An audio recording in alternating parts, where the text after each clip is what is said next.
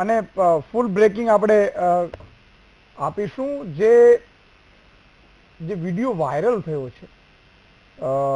હવે મને એવું હતું ભગવાન કરીને કદાચ આ સાચો ન હોય, પણ મેં કહ્યું ને કે ભાઈ આ વિડીયો સાચો પડે છે એટલે મને બહુ દર્દ લાગે છે. એક તો આ વિડીયો આપ જોઈ રહ્યા છો, અવાજ આપણે મ્યુટ રાખ્યું છે એટલા માટે કે ગાળો ભાંડે છે. આ નમૂનાઓ એ છે કે જે લોકો મતદારોને મતદાન કરવા જતા અટકાવે છે. આ મતદારો છે જે લોકોને મતદાન બૂથ સુધી પહોંચી નથી શકતા. મને લાગે છે આપણી આર્મી હોવી જોઈએ, અહીંયા પોલીસ હોવી જોઈએ, ઇલેક્શન પંચ સુધી આ બધી વસ્તુ જવી જોઈએ.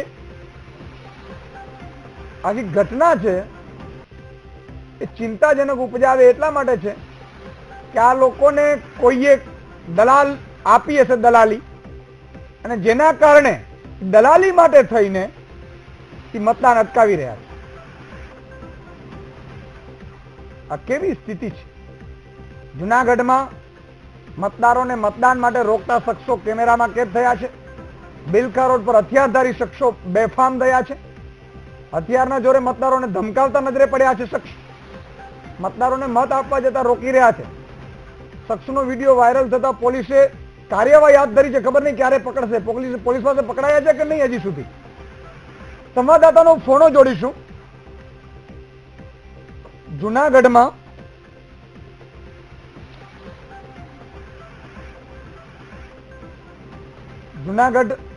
જે મતદાર અટકાવી રહ્યું છે, આખી સ્થિતિ કેવી છે ખબર નહીં. આ કયા પક્ષના નમૂનાઓ છે, પણ એક પ્રકારનો એવો માહોલ ગુજરાતમાં હોય એ ખરેખર ધારી નથી શકાતું. જુનાગઢની આ વિડીયો છે. વિડીયોમાં સ્પષ્ટપણે કેટલાક શખ્સો હાથમાં લાકડી લઈ, હથિયાર લઈ અને મતદારોને અટકાવે છે. મતદારો પણ મને લાગે છે કે શાંતિથી નીકળી જાય છે. વિજયસિંહ રિપોર્ટર જોડાયા છે.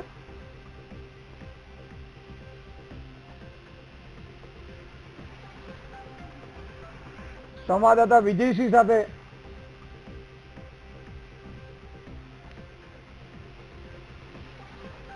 જુનાગઢના બિલખા નો આ રોડ પરનો આ વિડીયો લાગે છે. રોહિતભાઈ, આ વિડીયો જોઈને તમે કિશનસિંહને શું લાગે છે? તમે બે થોડા એક મિનિટ ત્યાં સુધી ફોન લાગે ત્યાં સુધી. બહુ શરમજનક વસ્તુ છે અને ચૂંટણી પંચે પણ આ જગ્યાએ એ મતદાન મથક કે વિસ્તારની અંદર પોલીસ બંદોબસ્ત કે કશું નથી રાખ્યું. એ પણ અહીં દેખાઈ રહ્યું છે કે જાણે કે જે કોઈ પણ પક્ષના કાર્યકરો હોય અથવા ગુંડાઓ હોય અને જે રીતે આ દમન કરી રહ્યા હોય એની સામે અત્યાર સુધી પોલીસ એક્શન કેમ નથી લેતી? એક પણ પ્રશ્નાર્થ છે કે શું પોલીસ આ લોકો સાથે ભળી ગઈ છે? ચૂંટણી પંચે ડિસ્ટ્રિક્ટ સુપ્રિન્ટેન્ડન્ટને તાત્કાલિક આ વિડીયો અંગે તપાસ કરી અને એની વિગતો જાહેર કરવી જોઈએ એવું મારું પણ કલેક્ટર સાથે મારા સંવાદદાતાની વાત થઈ છે. જુનાગઢ કલેક્ટર એવું કહી રહ્યા છે કે મારી પાસે આ ડિટેલ નથી આવી. ખબર નહીં અમારી પાસે કેમ પહેલા આવી જાય છે. ખરેખર તંત્ર પગાર તમે લો, બરોબર, પગાર તો ખરેખર કલેક્ટર ને એસપી લે છે, ચૂંટણી પંચના અધિકારીઓ લે છે. ખબર અમને પડે છે, છતાં કલેક્ટરશ્રી એવું કહ્યું છે કે અમે તપાસ કરીશું. આશા રાખીએ કે આ તપાસ કલેક્ટરશ્રી ને એસપી શ્રી કરે, મૂળ સુધી જાય. આવતીકાલે પણ વીટીવી કલેક્ટરશ્રીને પૂછશે અને આ નમૂનાઓ જે પકડાય એની પણ આપણે વિડીયો આપને બતાવીશું. કિશનસિંહજી,